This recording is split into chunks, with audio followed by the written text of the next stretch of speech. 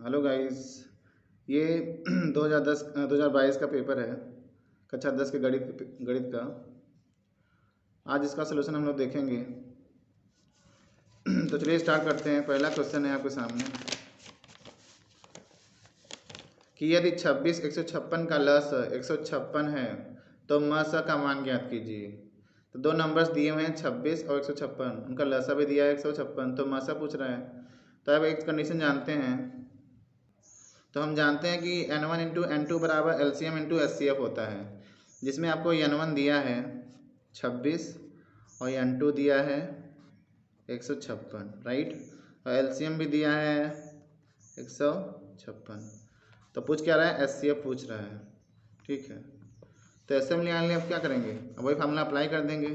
तो डायरेक्ट उसको लिख सकते हैं SCF equal to N1 into N2 upon LCM, यानी 26 गुणित 156 बटे क्या लिखेंगे 156। ये कट गया, आंसर कितना आ गया 26। तो ऐसे कितना हो गया भाई साहब 26। तो ये था option number second. Option number second is true, सही है। चलते हैं आगे। अब क के बाद ख नंबर सवाल है कि द्विघात समीकरण 2x square minus 4x plus 1 बराबर 0 के मूल हैं। तो दिया वास्तविक और बराबर, वास्तविक और भिन्न, वास्तविक नहीं वास्तविक। तो आइए इसको भी करते हैं। तो आपको द्विघात समीकरण दिया है 2x square minus 4x plus 1 0, इसको समीकरण 1 मान लीजिए। अब इसकी तुलना कीजिए ax square plus bx plus c बराबर 0 से। तो बताइए a की जगह क्या आ जाएगा 2, b की जगह -4 और c की जगह क्या आ जाएगा 1। तो जब भी हमें मान लीजिए द्विघात समीकरण का प्रकृति चेक करना होता है, विभक्तिकर निकालते हैं। D equal to B square minus 4ac। तो b कितना है -4 का whole square minus 4 into A 2 in C, हो जाएगा 16 माइनस 8, 16 में से 8 गया 8। अब देखिए ये क्या आ गया, 8 क्या है, 16 में से 8 गया 8, 8 पॉजिटिव है। अगर पॉजिटिव हो जाता है तो क्या हो जाता है, मूल वास्तविक। मूल क्या हो जाता है, वास्तविक। तो फिर से मैं ऑप्शन दिखाता हूँ। इसमें दिया है कि अगर द्विघात समीकरण 2 इसका मान 4x प्लस 1 बराबर 0 के मूल वास्तविक और बराबर है। डी बराबर 0 आता है तब मूल वास्तविक बराबर आते हैं। वास्तविक और भिन्न, यही होगा वास्तविक और भिन्न। जब डी हमारा क्या आ जाए, डी जब हमारा पॉजिटिव आ जाता है तो मूल वास्तविक और भिन्न हो जाता है, ठीक है। तो कौन सा ऑप्शन सही है भाई साहब?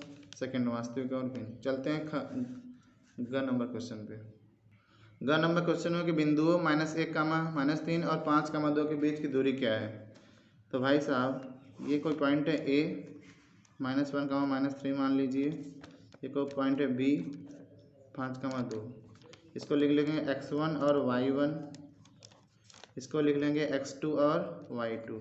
अब बीच का डिस्टेंस निकालना है तो a भी निकालना है। इसका मतलब अभी क्या होता है फार्मूला, x2 माइनस x1 का whole square plus y2 minus y1 का होल स्क्वायर।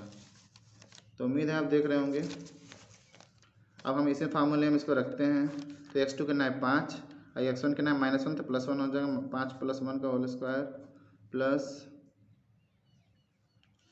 क्या है 2, y2 माइनस 1 है 2 + 3 का होल स्क्वायर, यानी हो गया आपका 5 1 6 का स्क्वायर प्लस 5 का स्क्वायर, 6 का स्क्वायर 36, 5 का स्क्वायर 25, यानी आ गया 61।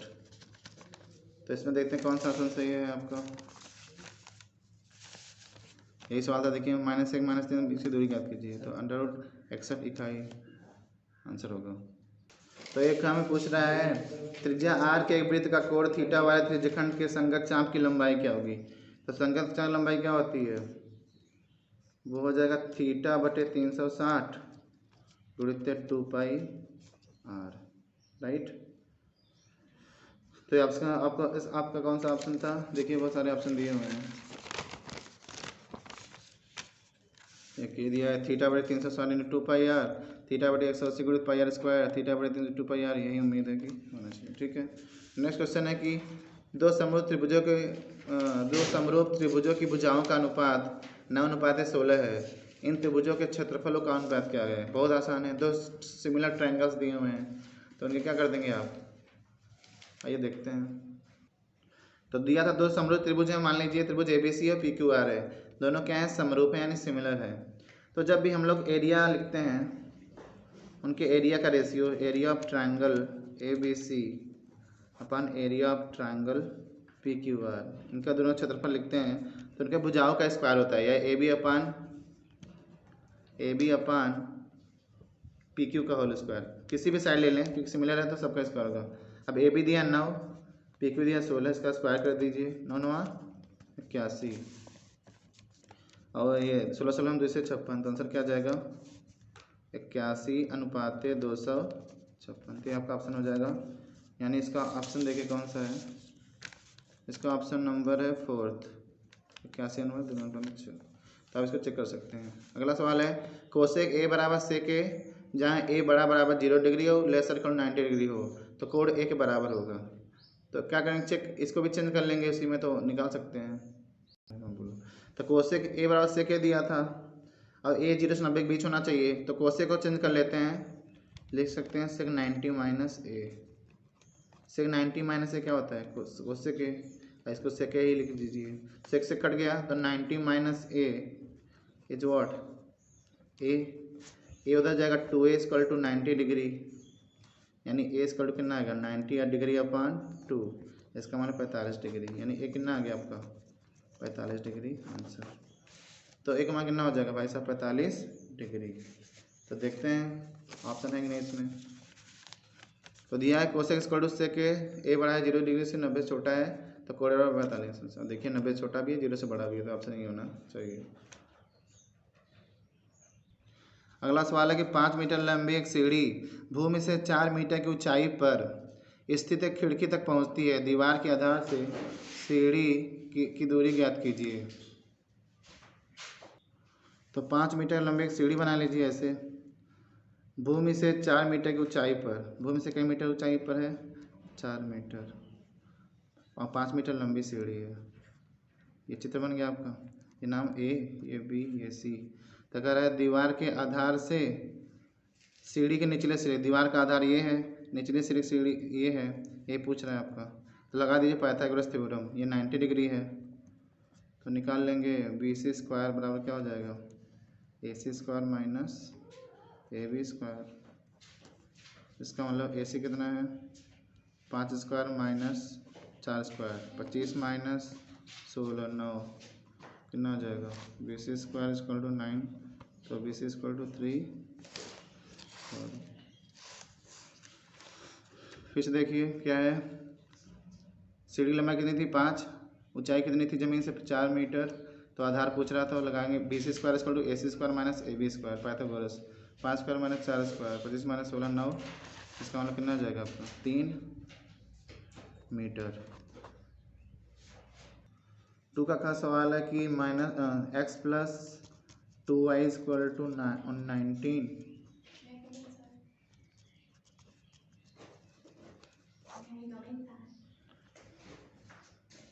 तो x कट जाएगा, 4y। तो ये अपना हो गया, दूसरा क हो गया, ख हो गया। अब आते हैं तीसरे ग पे। एक लंबवृत्तीय बेलन की त्रिज्या 7 सेंटीमीटर तथा ऊर्ध्वाधर ऊंचाई 8 सेंटीमीटर है। बेलन का वक्रपृष्ठ ज्ञात कीजिए। तो बहुत ही आसान सवाल है। एक बेलन है, ठीक है, उसकी त्रिज्या कितनी दी है? 7 सेंटीमीटर, यानी ले लूँगा R बराबर 7 सेंटीमीटर, और उसकी ऊर्ध्वाधर ऊंचाई दी है 8 सेंटीमीटर, ठीक है, यानी H बराबर 8 सेंटीमीटर। तो बेलन का वक्रपृष्ठ पूछ रहा है, यानी CS है। बेलन का वक्रपृष्ठ वो होता है 2 पाई R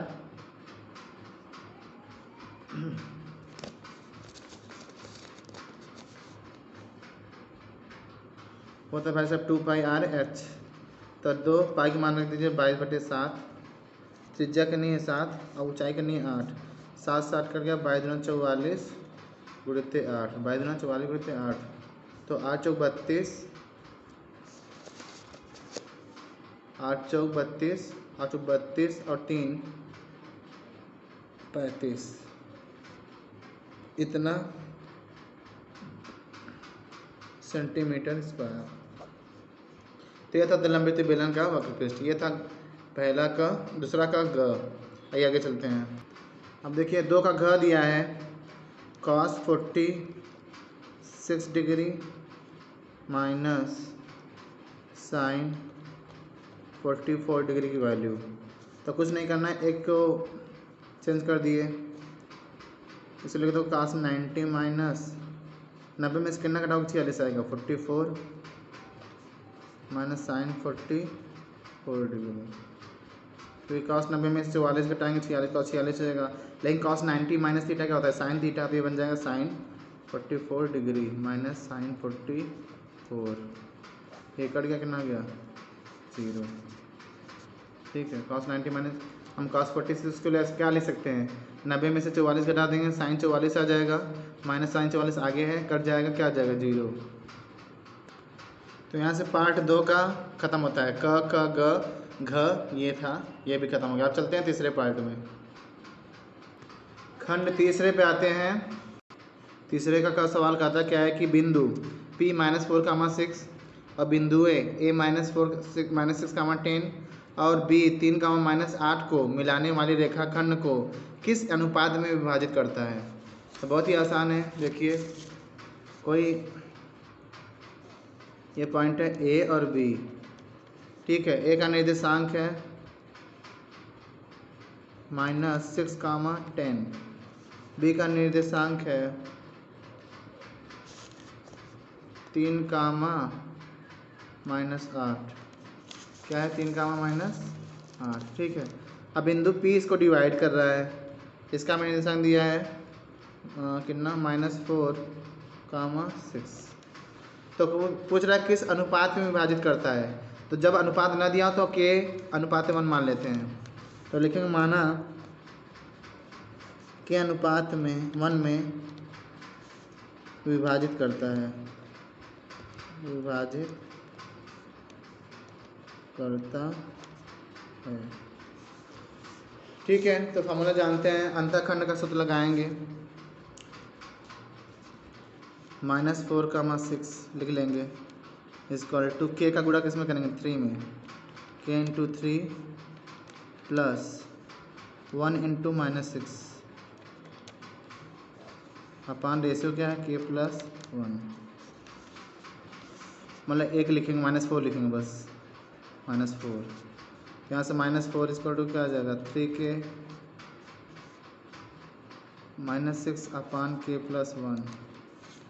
अब इसी को हल करेंगे, के की वैल्यू आ जाएगी, तो आ जाएगा -4k -4 इक्वल टू 3k -6, तो हो जाएगा -4k -3k equal to -6 plus 4। सही है भाई साहब। तो -4 -7 के हो जाएगा -2k, यानी k इक्वल टू क्या आ गया 2/7, यानी हमारा जो आंसर आ गया के रेशियो 1 था, एंड 2/7 रेशियो 1 एंड 2 रेशियो, यहाँ देखिए 2/7 रेशियो 1 है, तो 2 रेशियो 7 आंसर आ जाएगा, ठीक है। बहुत ही आसान था। तो देखिए एक ही वैल्यू लिए बस, -4, इसकी ज़रूरत भी नहीं पड़ी दूसरे वाले लेने की, इससे मल्टीप्लाई करते हैं, आंसर क्या गया 2/7। स्टैटिस्टिक्स अभी मैं छोड़ रहा हूँ। अगला है 6 + √2, दिखाना है कि अपरिमेय संख्या है। इसको मान लो a/b = 6 + √2, राइट। तो a/b -6 को इधर बुला लो, क्या बचेगा √2। अब ये क्या है परिमेय, ये भी क्या है परिमेय, परिमेय में से परिमेय घटाएंगे क्या आएगा परिमेय, यानी रेशनल। और ये सामने कौन है अपरिमेय। तो बताइए क्या परिमेय अपरिमेय के बराबर होता है, नहीं होता, तो ये विरोधाभास है, विरोधाभास है। अतः हम क्या लिख लेंगे 6 + करीब 2 क्या है 1 अपरिमेय संख्या है। ये बहुत आसान था। अगला सवाल है, अगला सवाल दिख रहा है कि समद्विघात समीकरण 9x² माइनस 6x प्लस 1 बराबर 0 का विविक्त कर ज्ञात कीजिए और फिर मूलों की प्रकृति ज्ञात कीजिए। यदि वे वास्तविक हैं तो उन्हें ज्ञात कीजिए। राइट, तो कुछ नहीं है, बहुत आसान है। विविधता निकालने के लिए d बराबर b² माइनस 4ac निकालेंगे। चलिए पहले करते हैं यही। तो मैंने लिखा हुआ है यहाँ पे, इसकी तुलना किससे कर लेंगे, ax² plus bx plus c बराबर 0 से कर लेंगे। तो a कितना आएगा 9, b कितना आएगा -6 और c कितना आएगा 1। अब विविधता निकालेंगे, d बराबर b² माइनस 4ac, b कितना -6 का स्क्वायर माइनस 4 इंटू 9 इंटू 1, तो 36 माइनस 36 क्या गया 0। अगर d 0 आता है तो मूल बराबर हो जाते हैं। क्या हो जाते हैं, मूल बराबर और वास्तविक हैं, मूल बराबर और वास्तविक। अब अगर मूल बराबर और वास्तविक आ रहा है तो हम क्या करेंगे, करा कि और मूल की प्रकृति ज्ञात की, मूल प्रकृति पता चल गई वास्तविक हैं तो इन्हें ज्ञात कर लेते हैं। तो क्या करना है ज्ञात करने के लिए, गुणनखंड कर लीजिए। 9² माइनस 3 प्लस 3 x प्लस 1, गुणनखंड कर लेंगे 9² minus 3x minus 3x plus 1 बराबर 0 बराबर 0। ठीक है, 3x कामन लेंगे, 3x माइनस 1 बचेगा, -1 कामन लेंगे, 3x माइनस 1 बचेगा 0। यह x बराबर 1/3 कामा 1/3। देखिए यही मूल आ गए दोनों जो कि बराबर और बराबर है। आइए कुछ ट्रिग्नोमेट्रिक सवाल कर लेते हैं जो आया था बोर्ड में। ये है 5वें का घ। 5वें का पहला सवाल है कि sin 60 cos 30 minus sin 30 cos 60। अब आपको देखिएगा, ये है sin 60 cos 30 minus sin 30 cos 60, इसको बराबर 1/2 सिद्ध करना है। तो sin a cos b minus cos a b formula है, तो हो जाएगा sin a माइनस b यानी 60 अंश माइनस 30 अंश। sin 60 में से 30 का sin 30 से बचा, जिसका मान होता है 1/2। तो ये हो गया। दूसरा सवाल पूछा था, चाहे ऐसे भी आप कर सकते हैं, sin 60 का मान रख दीजिए, cos 30 का मान रख दीजिए, sin 30 का मान रख दीजिए, cos 60 मान रख के हल कर लेंगे, फिर भी 1/2 ही आएगा। वैसे भी कर सकते हैं। अगला सवाल है tan 52 degree tan 60 degree minus into tan 38 degree और tan 30 डिग्री। tan 30 डिग्री बराबर 1 लाना है। तो है बहुत आसान, tan 52 को हम लोग tan 38 के साथ लिख लेंगे और tan 60 को और tan 30 को एक साइड लिख लेंगे। दिख रहा है, दिख रहा होगा। tan 52 अंश, ठीक है, tan 52 को लिख देंगे cot 38, समझ गया। क्योंकि cot tan 90 माइनस क्या होता है cot थीटा, और tan थीटा 8 को लिख देंगे 1/cot 38। ठीक है, अब tan 60 का मान होता है कर्णिम 3 और tan 30 का मान होता है कर्णिम 1/3। ये कट गया, इससे कट गया, 1 इंटू 1 का आ जाएगा 1। कितना आसान पूछा है बोर्ड ने, ठीक है ना, बच्चे ऐसे कर सकते हैं। 5वें का पहला क्वेश्चन है ए, x माइनस 1/x बराबर 3, x नॉट इक्वल टू 0। क्या मूल निकालना है, रूट्स निकालने हैं। तो आप कुछ नहीं करिए, अब इसको हल करना शुरू करिए। तो हो जाएगा x² minus 1/x equal to 3। 3 गुणा कर देंगे x² माइनस 1 बराबर 3x, इसका मतलब x² माइनस 3x माइनस 1 बराबर 0। इसका गुणनखंड होगा ही नहीं, तो इसको इक्वेशन 1 मान लेते हैं और अधिकांश में ax² plus bx plus c बराबर 0 से तुलना करते हैं। तो एक जगह क्या मिल जाएगा भाई साहब, एक्स का गुणांक कितना है a 1, b कितना है -3 और c कितना है -1। जब गुणनखंड न हो तो हम क्या लगाते हैं, सीधा 4। तो सीधा सा लगाते हैं x बराबर -b plus minus under root b² minus 4ac/2 into a। इसी में रख दीजिए -b कितना है b -3 है, b -3 है तो माने क्या हो जाएगा +3 प्लस माइनस -3 का होल स्क्वायर -4 इंटू ए कितना है 1 इंटू सी कितना है -1 अपान 2 इंटू 1 अपना 700 लिखते हैं 3 प्लस 3 का स्क्वायर 9 हो जाएगा और माइनस में प्लस 3 + 9 = 4 13 बटे 2 यानी ये हो जाएगा आपका 3 यहाँ प्लस माइनस 3 + -9 4 कड़ियम 13 बटा 2 तो 2 रूट आए हमारे 2 रूट्स आएंगे एक 3 + √30/2 और दूसरा 3 - √30/2 ये आंसर होगा। बताइए 4 नंबर पूछा था, इतना आसान सवाल है। उम्मीद है आपको समझ में आया होगा। ठीक है, आप देख सकते हैं ये समीकरण दिया था 7वें में, युग्मों को हल कीजिए। तो ये बहुत लंबे लंबे सवाल हैं और देखिए ये और ये मैच कर रहा है, ये और मैच कर रहा है, तो क्यों ना हम 1/3x + y को u मान लेते हैं और 1/3x - y को b मान लेते हैं, राइट। तो सवाल बहुत आसान हो जाएगा 2/u + 1/v = 1। ये हो जाएगा 1/u - 2/v = -3/4। अब एलसीएम लेके हल करिए, आंसर फटाक से आ जाएगा। अब देखिए बहुत सारे सवाल आए थे। प्रमेय संख्या 129/2/3 5.7 ज्ञात कीजिए। अब जानते हैं 2 पावर p और 5 पावर m के फॉर्म में है तो 7.7 में रूप में कर सकते हैं, इसको आप आसानी कर सकते हैं। एक ठोस गोल अर्धगोले पर खड़े एक शंकु के आकार का है जिनकी त्रिज्या 30 सेंटीमीटर है और शंकु की ऊंचाई 4 सेंटीमीटर। ठोस का संपूर्ण पृष्ठीय क्षेत्रफल पाई पदम ज्ञात कीजिए। तो बहुत ये भी आसान हो जाएगा, सब बहुत आसान क्वेश्चन आए थे।